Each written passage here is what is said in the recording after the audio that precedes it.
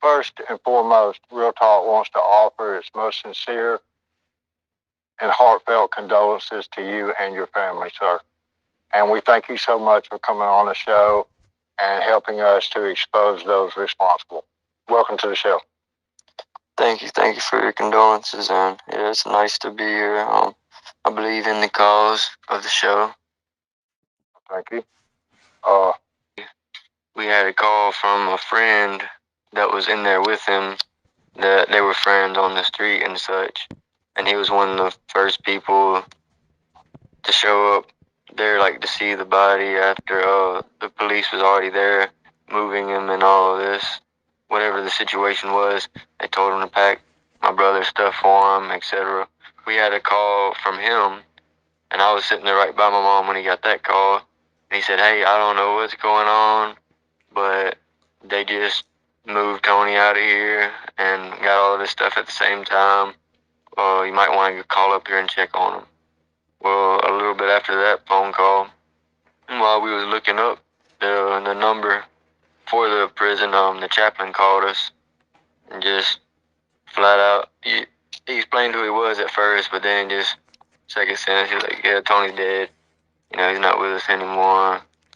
Well, after that, it was the next day. They said they sent him to UAB, but we was calling UAB, and it was actually, they said it was 3 days later that they actually received the body.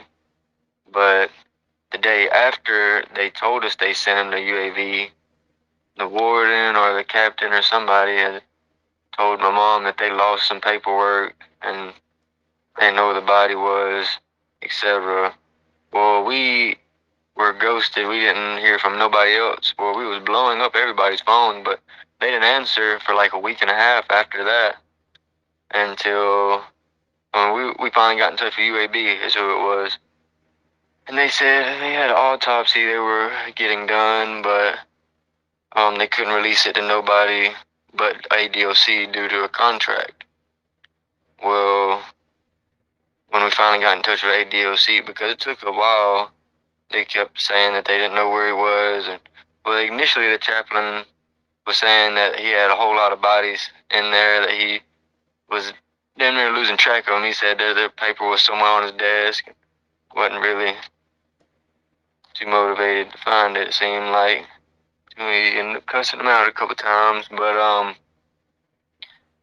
yeah, well, we finally got in touch with I can't. Sometimes it was a captain, like the warden wasn't answering a whole lot of phone calls, but can't remember which conversation was with who, but it was either the warden or the captain. Said that well, we was asking for the autopsy report. We had, the second day after the death, we had already got in touch with a lawyer and submitted the request for release of property and body and all that. But we never got the body, the property, even to this day. But back to where I was just a second ago, the warden, or yeah, it was the warden, said that we wasn't entitled to the autopsy because he was property of the state, and that, sorry, what? That's crazy. That's absolutely absurd. Yes, and we didn't know till later on that that was false, because other people have got autopsies and such. But they even went farther to say that it's standard procedure or whatever, that they embalm him before he comes home, just so we can't get an autopsy. Right. So we have to, and they didn't get embalmed at UAB. They supposedly embalmed him at the prison, because they said, "Yeah, we have him back here now. We just gotta embalm him before we send him to you." They actually said that to you? Yeah. Wow. To my mom, actually. That is, in my opinion, a complete cover up for something. Why would you do that? Why would you refuse a second autopsy if everything you're doing is above board? That's my question. Yes, it's crazy, and refuse to even pass off the autopsy results. Did they give you any kind of documentation concerning Anthony's death? No, they didn't, and also only pictures or videos we have of him or from mine and my mom's personal phone whenever we seen his condition and took pictures of him in the casket. But the funeral home director said that the prison told him that they would be forwarding, because we got him to ask for us, but they said they would forward him the video that they did of his whole body, like part of the autopsy or whatever, but they never followed up on that and such, or no paperwork really. Oh yes, we did. We couldn't even cremate him for almost a week after we had the wake, just because there was no death certificate. Right. They didn't furnish a death certificate either? No, we had to basically illegally cremate him because it was like hometown coroner type stuff. Right. Yep. Like he was just sitting there at the funeral home waiting to be cremated. We jumped through some loopholes or something, called up some people that knew the local coroner. And we need some answers fast. Yeah, like we filed the paperwork for everything, but as you know, that happened. He died in early August, and we still don't have anything. No. You don't have a death certificate?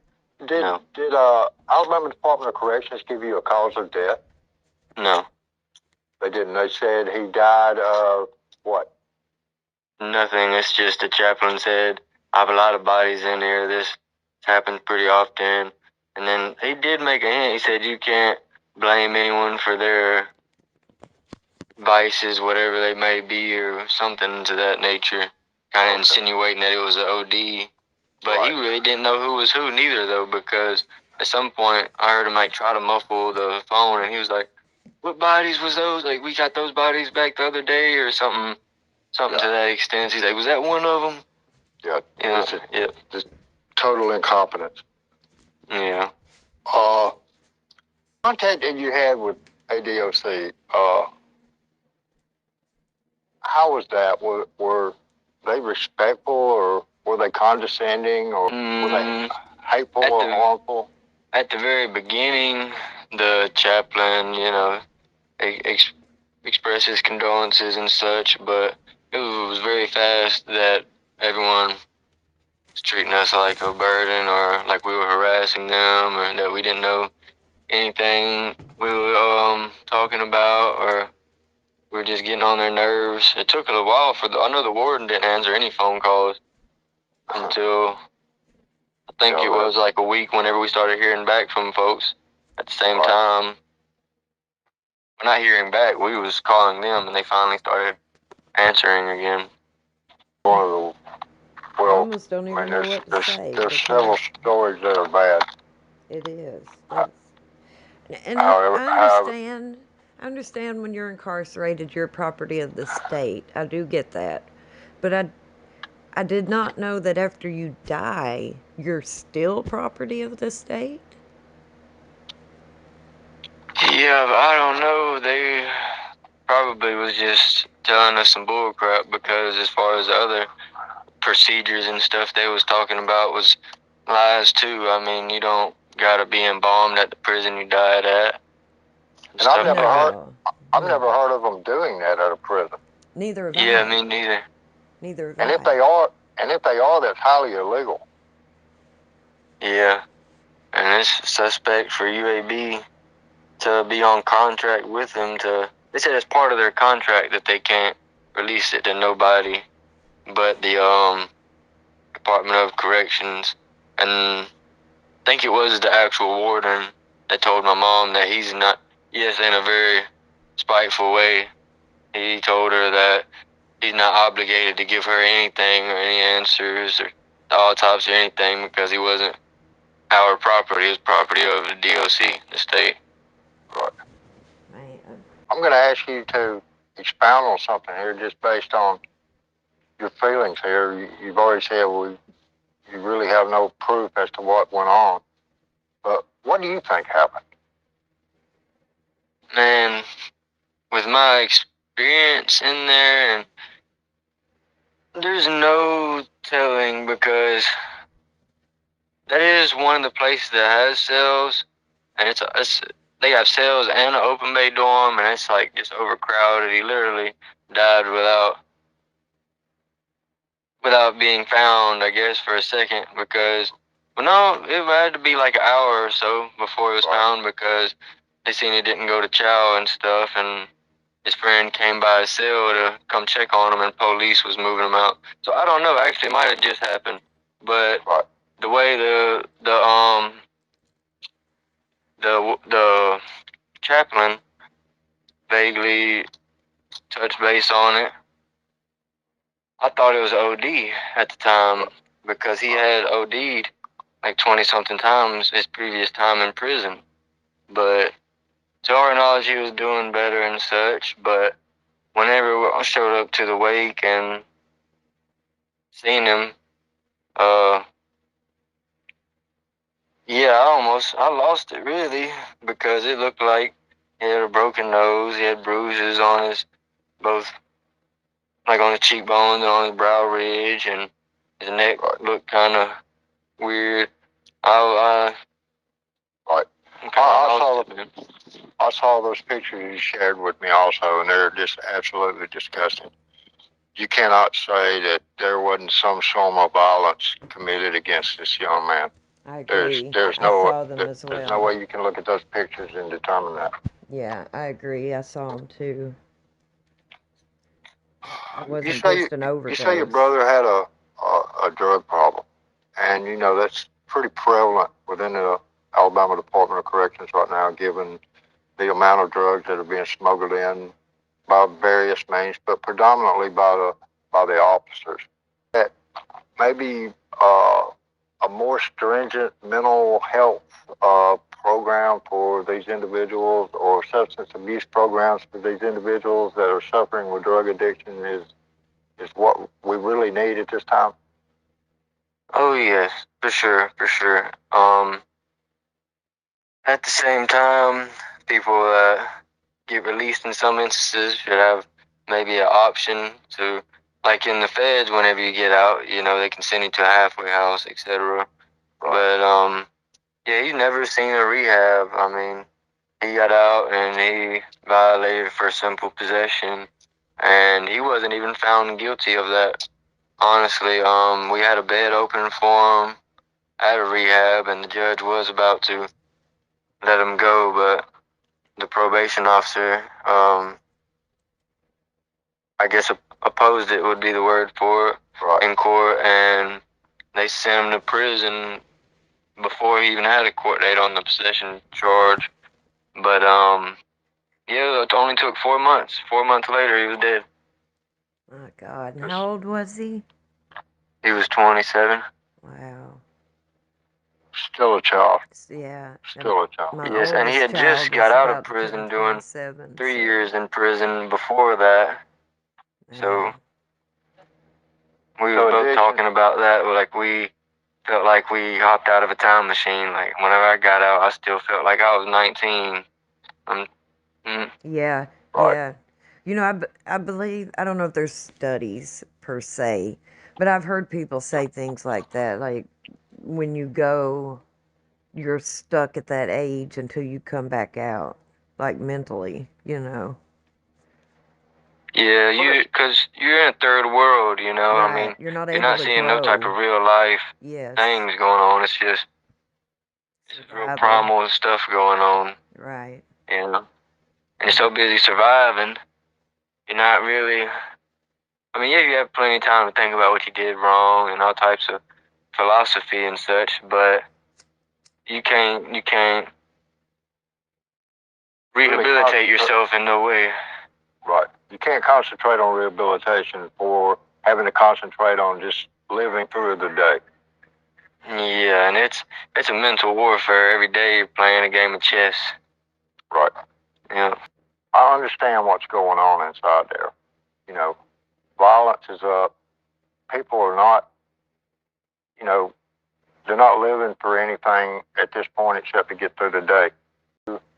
What ADOC asks you to do as far as the programs they required you to take, and you know the clear record thing, and in hopes of making a parole when you came up, and you know that was a big deterrent in you know staying off of drugs and staying out of trouble. But today we have a parole board that's not granting anybody parole for any reason. We see people go up with, 5, 7, 10 years clear record and get denied. And they've done everything that Alabama Department of Corrections has asked them to do. And when they deny someone like that, we're seeing a surge in hopelessness within the system. And that hopelessness, linked with not the proper mental health services or drug treatment services that are being offered, this, in my opinion, contributes to the suicide rate. These men have no hope of getting out, and looking around, they see all the violence and all the ugly stuff going on, and some of these guys are just having a real hard time just being there without all these other external things going on around them. I was just gonna comment on the mental health thing. I did 2 of my years at Bullock Correctional, which is actually the designated mental health place. As far I know you know that, but they really don't have much in place at all, really, for mental health stuff. I mean, they have counselors and stuff, but people really just go up there to talk to a pretty lady or whatever. Some people, that are able to do that, but really, they just throw people in the same room, and if somebody gets to beating on the window because they're getting stabbed, then police are gonna look at you and keep going. There's really nothing in place for that, I guess, besides the medication. And like, oh yes, to touch back on that other one too. The friend that had called us about being my brother, that thing happening to him. There was 2 people actually. One of them, they took his ID and they took his mental health pills for some dumb reason. I don't know. He don't get his mental health medicine anymore. But the other one that was in contact with my mom, they actually put him in solitary confinement and charged him with the murder of my brother. And then he ended up murdered in solitary confinement. Right. What? How? I don't know. It just happened. It just happened like a couple weeks ago, I think. Like 2 or 3 weeks ago. When we get done with this interview, I need you to message me, because I have a couple people up at Limestone. I actually had tried to find out about some information about your brother when he first passed, but they didn't know. They're on the other side of the camp. But I have people on the lockup side. So okay. Yeah.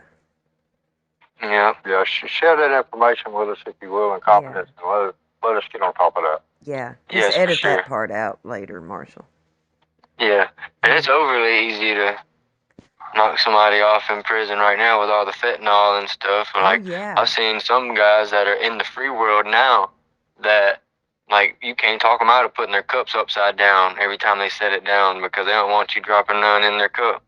Right. Wow. And this murder thing by the officers is becoming pretty noticeable too. We got one up there at Limestone right now, Robert Earl Council. He has a suit filed against Lieutenant Pelzer, I believe is his name. They actually according to the lawsuit, he had been threatened, his life had been threatened because he was an advocate that is speaking against the Alabama Department of Corrections. So we know that this happened, and to cover something up that they're doing, murder is not. It's not passing at all. Right, not at all. Yes, and that's, of course, that has been going on for a long time also. My 3rd week in prison, they sent me, I will say this too, my whole time I was on layover. I was a level 4 medium in, or medium out, and my first camp was West Jefferson with Donaldson, and on layover. I stayed there a good couple months, and they sent me to Bullock on layover. But whenever I got there, I got transferred there, the police actually got on the bus while a police officer had killed somebody. It was actually on the news because his family received his body and his head was caved in, but they gave him the rule of death was natural causes. But the officers got on the bus and blew the whistle 3 times. I'm gonna tell y'all bitches one time, I just killed one of y'all motherfuckers. He's like, act crazy. And they said my name. I was like, oh no. Yeah. So you got this wrong, man. You know, that's some serious stuff there. Yeah. Oh. Hey, Yeah, but if they're saying your brother overdosed and they don't have the death certificate, then how are they charging somebody with murder? exactly. Right. And they didn't really technically say overdose. It's just the chaplain was saying that he had a lot of people in there that were dead, and you can't judge nobody based off what they do or something to that extent. He told my mom. He insinuated it was an overdose. Yes. Right. Another cover-up tactic. Yeah. This is just unacceptable. And then when we started hearing about the body parts coming up missing and such, you know, it in other people's cases, it kind of made more sense to us also that might definitely could be one of the things. You know, I've looked at that also. You know, by the amount of time that went by before ADOC released your brother back to the family, and the statement made and the process they used for embalming the body outside of the legal and ethical methods. You know, it would take a rock not to understand that something's going on here that they don't want the public to know about. You know, there's something underhanded going on here. There's something deceitful and dishonest and illegal going on. And it's our job as responsible citizens to hold these people accountable and to make them answer these questions. Yes. And another thing that had me was fueling my little rage and such at the time whenever I first seen my brother was, I thought back to, I think the second to last time I talked to him, he was talking about how they was beating up a lot of folks and stuff because that week a sergeant had got stabbed or something, so they was beating up a lot of folks and stuff, trying to make a statement. Right. So that's right. Yes. That was retaliation. Yeah. Yep. And then that's why I know, but that's actually a big reason why everybody was saying that they don't know what happened. As far as the 2 friends that he had in there, which was the 2 first responders. One of them, the guy that when all their stories were they seen the police in there with him, like getting the body and stuff, but they don't know if he just died at that time because everybody was coming back from chow, and my brother didn't go to chow, so it might have happened right then when everybody left. But there was police everywhere, and they had the one guy, I don't know his name, but he's the one that went up and actually tried to resuscitate my brother because the other police was just like dragging him out of the cell and stuff. He tried to perform CPR on my brother, and that's the guy that was charged with murder. And the second guy, they just told him to get his property and stuff together. Currently seeking litigation against the Alabama Department of Corrections for this. Yes, it's been a process trying to find people. Most lawyers just straight up tell you that they do not want to go up against that.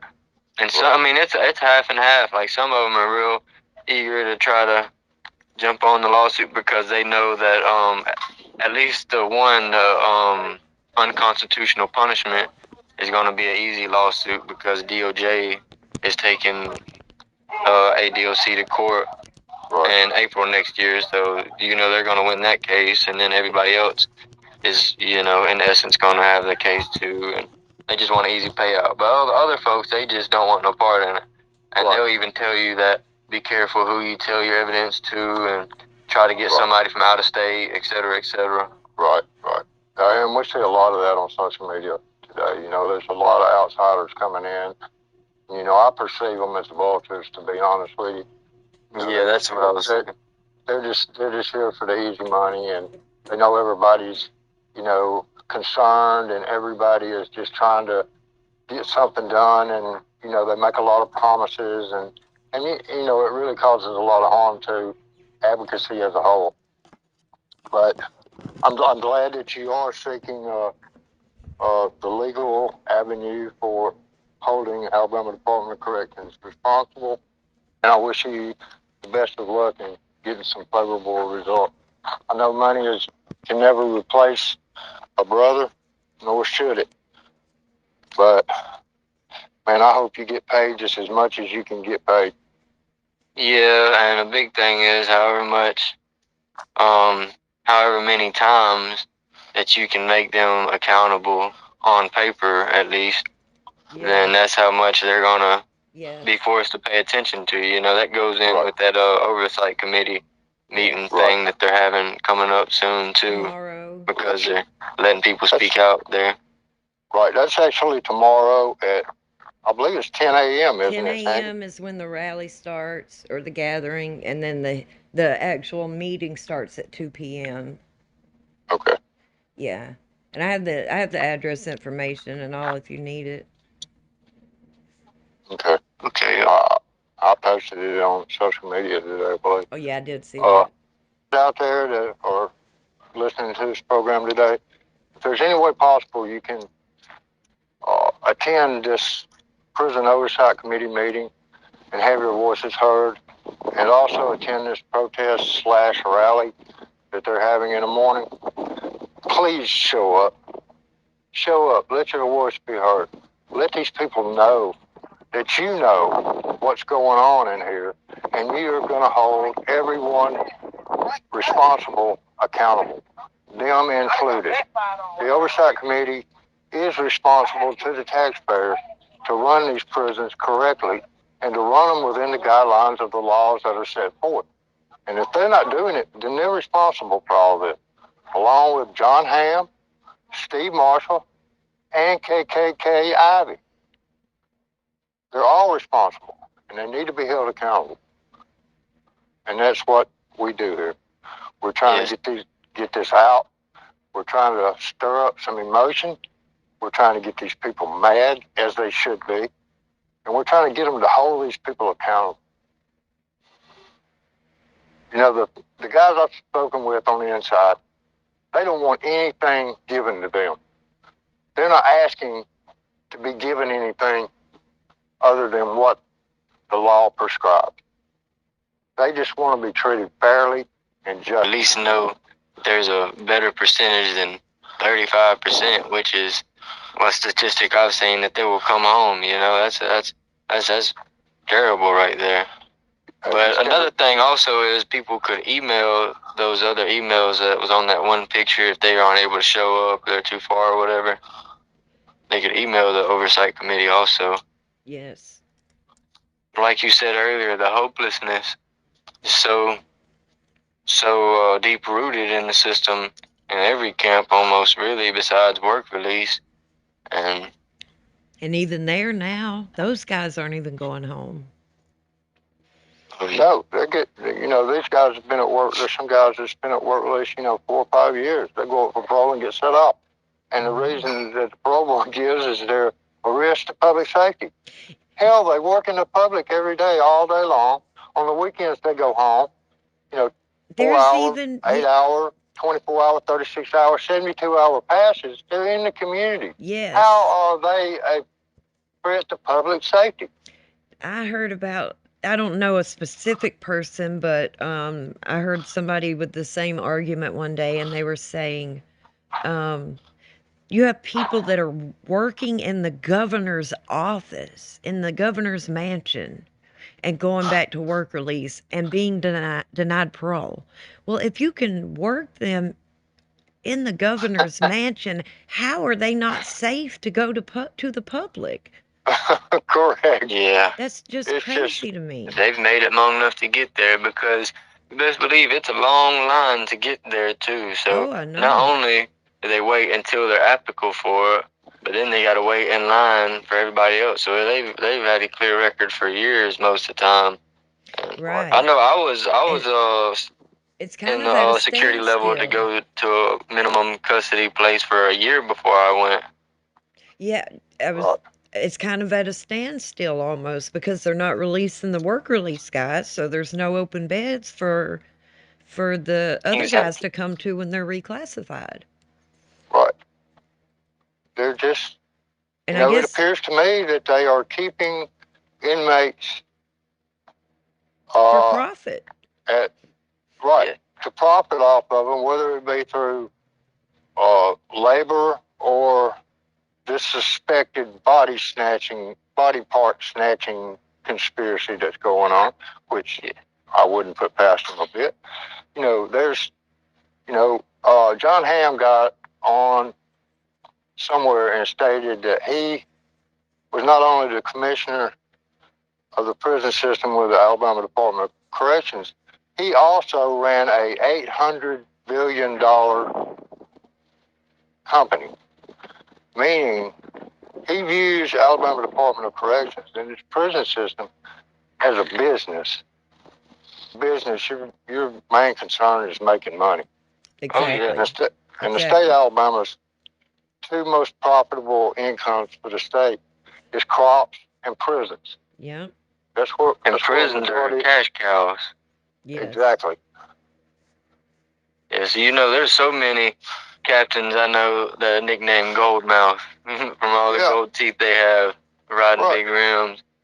Right. And it's through the corruption and the smuggling of drugs and cell phones and guns, as with Donaldson here recently. Yeah. Well, not even just here recently with Shaw, but when I was at Donaldson, I knew somebody named Glock 40 who had a Glock 40. Right. Yeah. I've heard stories from a friend of mine about somebody having a gun down there way before Shaw too.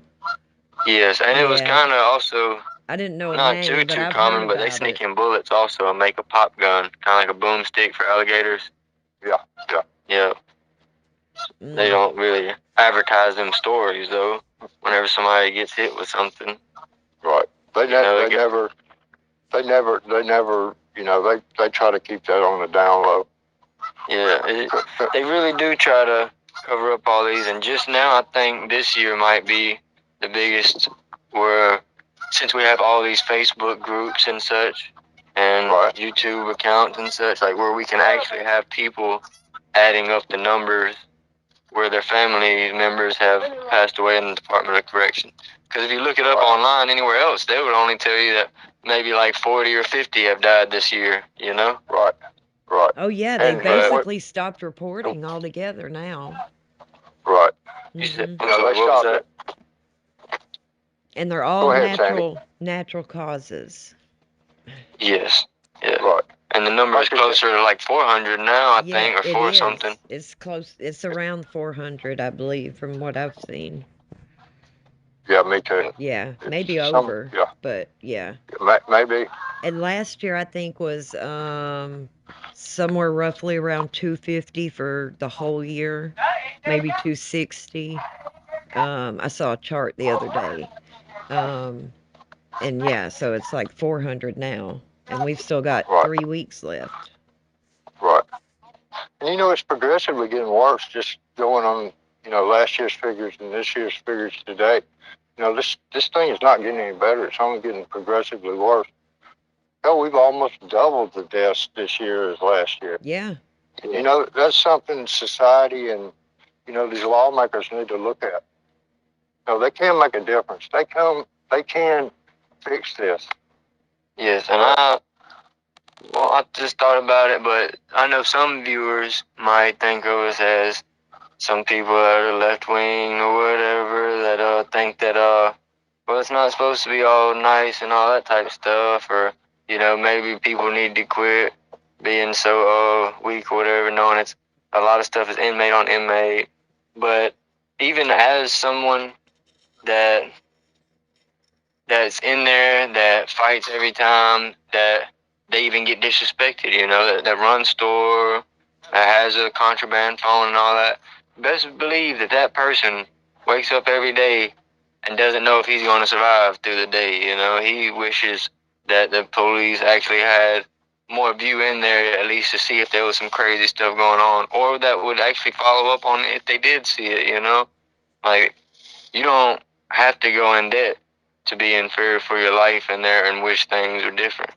Even the people that buy the contraband from the police themselves, you know, they know they're in too deep over their head and stuff, because even the person that runs the camp on the illegal stuff, once anything gets crazy, like somebody's high on flock or ice, wigging out, all it takes is somebody that's 4 foot away from your rack, really. I mean, that's where the aisle usually is, you know, from where you're sitting, your home.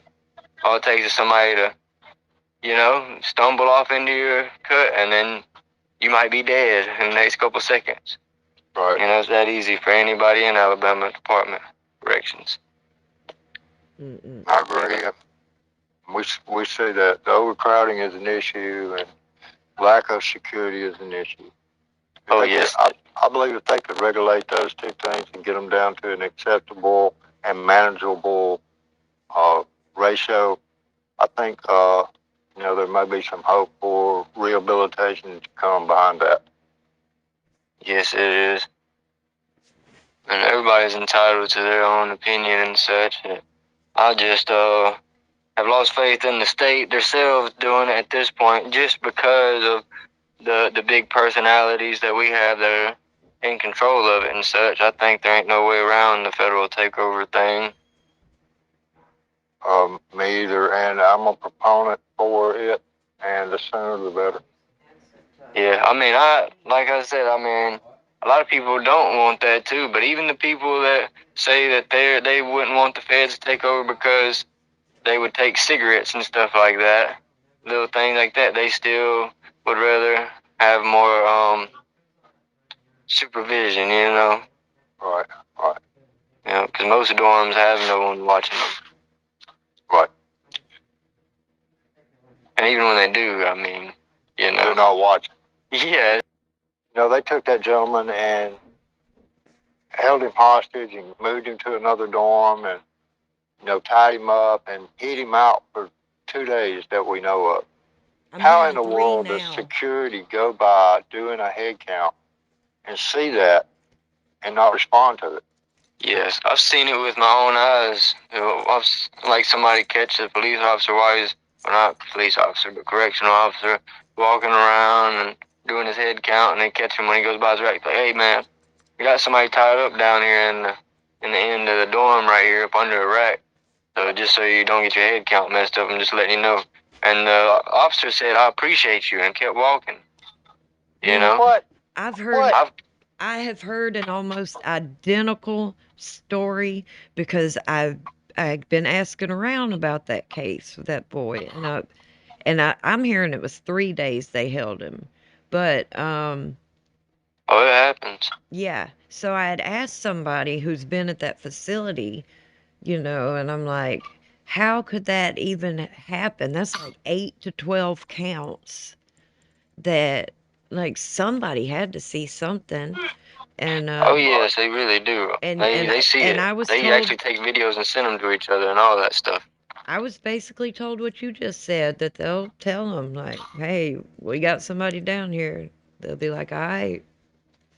Yeah, that's what was blowing my mind when I was, especially Bullock. You know, it's just none of that stuff reaches the outside. Well, I mean, there was one time where I think it might have hit the news or something like that. That somebody's son was tied up and they caught him on fire and sent the video to the family. But there was another guy that I knew personally that they made him drink shaving powder and baby oil and stuff like that, and he died like that. But oh my god, yeah, I mean, as far as a security hazard, I mean, yes, they see it, but they let it happen. I've had people pay officers to let them come up the hallway at 2 or 3. I think it was 3 a.m. Yeah, because it was past pill call. Wasn't nothing going on. The camp was supposed to be locked down, and there's 3 people walk up the hallway with knives and no shirt on, come through like four locked doors to come try to rob some folks for phones and such. And the police walking there behind them, yelling, hurry up, the whole time. That's corruption at its finest. Yeah. Typical Alabama. Yep. Yeah. Well, the thing about it is they allocate all these funds, and They don't care what they spend it on, anything besides recruitment or training, and that's what it is. You know how many guards are 18 and 20 years old right now? Like they're probably like at least 50, or I'll say 50 to 70%. Really, if there's a statistic anywhere, that'd be something to check because most of them are around that age. Right, under the age of 25 anyway. Yes, for sure. Yeah. Yeah. I knew that was a bad idea when they changed their guidelines and started allowing high school graduates right out of school to become BCOs.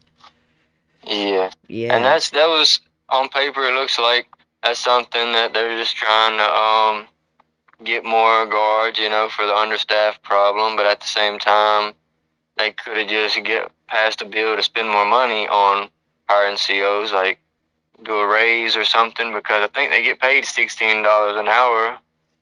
Right now, hiring on as just a regular correctional officer at a level 1 or 2 prison, like work release or work camp, they start them out at like 50,000. That's what I saw, but that's new. They just did that. Yeah, that's brand new. Yeah. So and the scale goes up with the level of the institution or the security involved. The money's there. They're just not taking the time to vet their applicants properly. I think they need to do a more strenuous mental evaluation of the officers coming in. And I think there needs to be a stringent vetting process to go on. And, even check the morals of the ones that are in training to see if they, are capable of becoming unethical or corrupt. Yeah, it's definitely in the authority position. Like they train some crazy stuff. Like for example, if you look at Kilby, like it's not just that camp in general has a spirit over or nothing. No, them folks are trained to smack the shit out of inmates all the time, to strip search them whenever they go on a chow, because they know once you leave that camp, really, that's one of the last ones you might have where the police actually run it in some sense at all. Right. Like if you look back all the way to where them 2 brothers escaped Alcatraz, a lot of people don't know this, but the 3rd brother was at Kilby, and they beat him to death and threw him on an electrical fence, said he died of natural causes. Right. No, they said he died trying to escape, but they took him out the dorm and beat him to death and did that. But I was just saying it's been institutional way of training. There's a lot of conversation that go behind closed doors, probably, training these folks, and sometimes it's all the way corrupt. Like, hey, man, we got something going on this contraband thing. Just don't get in the way of it, etc., etc. Right. Don't get involved. You don't have to do the paperwork. Yeah. Yeah. Or maybe you get more money on your check, something. Yeah. It's a really bad situation here. Yeah, like also, just it's a small example, but like at every camp, there's one warden, not warden, but officer that you have for bed movements, on paper there ain't supposed to be, that's not supposed to happen, but at every camp there's somebody somewhere, and mostly everybody knows the officer's name at each camp and such, but you walk up to them with a bag of coffee and an AIS number, somebody's ID number and such, and you can get them moved to beds, Right. And just little stuff like that. It's like a ring set up, Well, it is. It's just, this thing has just got so out of hand and out of control. Yeah, it's a cash cow. It's been there for hundreds of years. Well, yeah. Who mostly does everything. Right. That's who sweeps the floors. That's who feeds people. That's who hands out store. That's who cuts the hair. All the incarcerated today are nothing more than, these men should be treated with a certain amount of dignity. They are human beings. And to not do that really says a lot about your own character. And Kay Ivey really needs to go, along with Steve Marshall and John Hamm. Yeah. Best description of... And Lee Sorry, what was that? Sorry, and Lee Gwathney. Don't leave her out. Oh, no. But But I get where you're going. Right. Yeah. I don't like that lady. Atrocity. I got a little bit of beef for her, so. Yeah. Everybody does. Yeah, right. Like you said, Jay, it is an atrocity and a human rights issue for everyone. This is a humanitarian issue. The lack of food, the lack of medical attention, the lack of mental health services, the lack of security, just any kind of lack you want to put in the picture is within the Alabama Department of Corrections. And me personally, I can't see why the taxpayers of the state of Alabama is not just, outright raising hell. What are you doing with my money? Legislation talking about we need more money, we need more money, we need more money. No, you don't need more money. You need a better way of managing what you have. Yeah. You can't run a business and you steadily sticking the business money in your pocket or your friend's pocket and expect it to thrive or function. It's going to fall, as with the Alabama Department of Corrections today. And second, what you said earlier about asking everybody to come out to the rally or email them members of the committee, and even after all this happens, and continue to message like the parole board and just stay tuned to the stuff and don't let it go. It's kind of like watching candidates, that people vote for and stuff. Right. Like, this is something that's going on that does affect all of us because we're human. People mess up, you know what I mean? Like, people end up in jail, and they shouldn't be to a system where, like, it almost is definitely made to make you a worse version of yourself, Right. You don't come out better after being through all that stuff. Right. It don't make you a bad person in an extent, but, like, PTSD and trauma to an extent, Right. Prisons were designed for rehabilitation. And the Alabama Department of Corrections has gotten away from that. Yeah. When society has a problem and people do stuff that warrant them being in prison. I'm not going to say anything to oppose that. It's just the nature of the beast.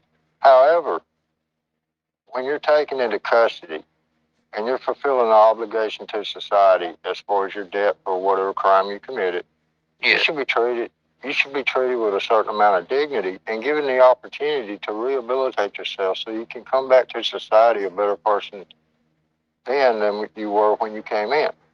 And it's society's obligation to each other to ensure that rehabilitation process is in place for those that they send to prison. It seems like a lot of people are just laying down. Everybody has something to say, but nobody has any actions to back it up. And ultimately it boils down to, number one, society, and number two, the taxpayers of the state of Alabama. These people need to get on board. You wouldn't allow someone to come in your home and steal your money. But in essence, that's what Kay Ivey and her administration is doing. They're just stealing your money. They're robbing you. And you're allowing it to happen. Yes. And I have to hope that most of it is that people haven't yet seen the whole story, like, as far as in general. And, I know the system inside and out, and I know the horrors of it, and I know what you've dealt with, and I know what these other families are dealing with. Yeah, and you know what's crazy, man? Every time I hear somebody say that they've been in prison for however much amount of time, I almost want to say thank you for your service. Because I have combat veteran family members that were like, what? They don't know. Traumatizing. They're like, that's crazy.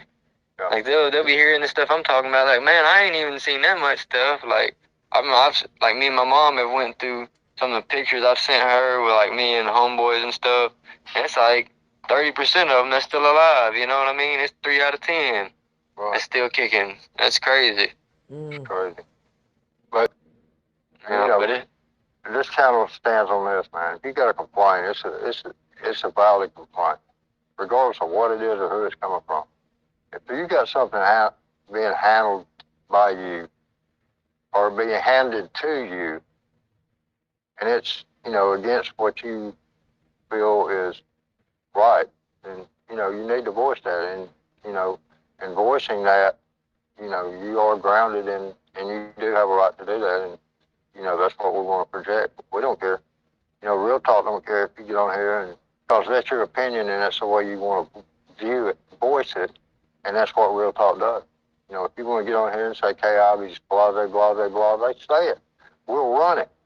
And we'll run it until somebody comes along and tells us you got to take it down. Real Talk don't fear them. We're not here to be fearful of them. We're going to do what we do as long as we can, and whatever comes behind it, we'll just come behind it. So, Yeah, it's voicing raw thoughts and feelings behind the shit. I mean, it's real talk, Right. We don't want you up here. We don't want people up here saying something that's going to be agreeable with the administration, because that means nothing. There's nothing agreeable about this administration. And if you're going to get up here and agree with them, then you have no place on the show, because this is not what it is. We're here to point a finger and say you're guilty, and we're going to hold you accountable for it. That's our purpose. And so we hope that it'll build a fire under enough people's butts that they will say, "Hey, man, we got to stop this. There's too much heat coming behind it." Yeah, that's why every once in a while I did go back to my own experiences with some stuff too, certain shit I've seen and stuff, because it is unbelievable stuff, man. Like, I hardly ever get into that unless, like, I'm around somebody else that got locked up and we can bounce stuff back off each other, because I automatically just feel like there won't nobody believe this shit, Right. Yeah, It's crazy. It's so hard to even fathom that that's really happening, but to some people, Yeah, like, it's crazy stuff. Like, seeing somebody's face melt off, you know what I'm saying? From the damn baby oil shaving powder thing that I mentioned earlier. oh Like, my like, people make some crazy weapons, in prison and stuff. They do some crazy stuff. Like, somebody that had a knife sitting in shit and piss for like a year waiting to get somebody with it, Right. This is the shit movies are made of. Really? Yeah, and it's not even, I've thought about it before. It's not made of that, because it's a world inside of a world. Like I said, it's been going on hundreds of years, and knowledge is passed down generations, the rules and regulations of prison. And then also we're in a day and age where it's actually falling apart also, though, because we have all these 2,000 babies and these new drugs and stuff coming in at the same time. And people bending rules, and it's just going crazy, man. Yeah, that. Yeah, and you have some people that stand on it a little bit more. See, I mean, West Jefferson was still like that, but and it was violent as hell too. But I mean, at least like the dumbest shit you get stabbed for over there is like walking like 3 foot close to somebody without saying excuse me, Yeah. But shit, I'd rather be there than Bullock now. That shit crazy as hell. Yeah. I hear about it all. The police don't want to come in the door. I mean, I've seen them like, I went on high speed chase down the hallway from them before too, but I've seen people like come up in there, and once they get to the door and they turn around right there up the knife, be like, yeah, bitch, come on. And they will not come on. They will not walk in that grill gate. Yeah. Nowadays they do all types of dumb shit. Like they'll keep throwing, like they'll break every TV until you get a smart TV so you can watch shit on it. Stuff like that. Throw soap at the TV and shit. Yeah. Until they get one that's got USB on. Well, the ones that you can mirror your phones on and stuff too. Right. Watch movies and shit like that. Oh yeah. I appreciate you guys' time and such too. Man, we appreciate you coming on here and sharing with us, bro. Yeah, and if you ever want touch base with me for me to talk about anything on another episode you have going, Man. Oh yeah, we'd like that. You can keep us want to hear posted. from you, man. If there's anything else you can think of Yeah. that'd be beneficial for us to put out there, let us know. Yeah. If you have any If updates, you talk to anybody that has anything they'd like to say, let us know. Okay, for sure. Because man, like I said, we want to expose this shit, and we have to do it. I have to do it, And Sandy, we have to do it based on what information we get. You know, we can stand on what you told us, and we will stand on it, and we will put it out there. Yeah, but it's a good public forum. If people don't come forward, then we don't have anything to, you know, to throw back on the administration. So, you know, you're doing a great service to every inmate that's incarcerated right now, and you know, it's sad that the situation had to come up with Anthony for you to even be part of this. Know this: some good will come from this. Exactly. That's what I was about to say. I talked to my mom about it too. I mean, in a sense, you know, it's on some martyr type stuff, you know. I mean, if there wasn't all these people that shit was happening to, then people wouldn't listen, you know. If you didn't have them pictures of them looking all kid-like and such, and then, you know, having a distorted figure on the wake of a funeral and stuff with no answers, leaving the mom to wonder what happened and shit like that. You got to see the reality of the situation for what it is, you know. Hearing it from an inmate is one thing, because society sees it as, oh, they're just crying, oh, they're just, you know, they're just trying to make trouble. But when it comes from an outside source, and you see these horrible pictures and you hear these horrible stories, then you tend to want to lend a little more credence to the value of the information you're getting. Yeah, especially when you get the detailed information too. Like, for example, when somebody wasn't even supposed to have been going back, you know, supposed to be in rehab, you know, stuff like that, and people can relate to it. Be like, oh yeah, I got caught with a simple possession one time, or you know, like, well, I have a cousin that relapsed a good bit of times, and then it really is, you know, it's. Well, anybody in the state of Alabama is one traffic stop away from They are, and they don't see it. Everybody has done something illegal. Everybody. I don't care who you are. You just turn on KIV sooner or later. We just got to get the voices heard. Yeah, it's just too many people getting paid off the shit. Right. That's why it's such elaborate cover-up schemes and shit.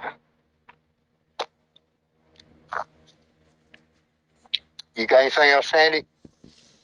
No, I think we covered everything I can think of. They're fishing a count here, so I'm going to have to go to the yard pretty soon. Jay, man, I appreciate it, bro. And look here, man. I appreciate y'all. We on Messenger. You know, I will be hitting you up. All right, well, I'm here. And okay, bro. And, you know, if I can help you in any kind of way, let me know. You know, I'm incarcerated. You're a halfway house, but, I mean, if there's anything I can do to help you, let me know. I'll try to, we will try to help you. And tell your mom and the family that, you know, we send our condolences, and we're going to try to hold some people accountable. Thank you, Jack. We'll talk to you later, bro. All right, man. All right. Yeah, have a good one.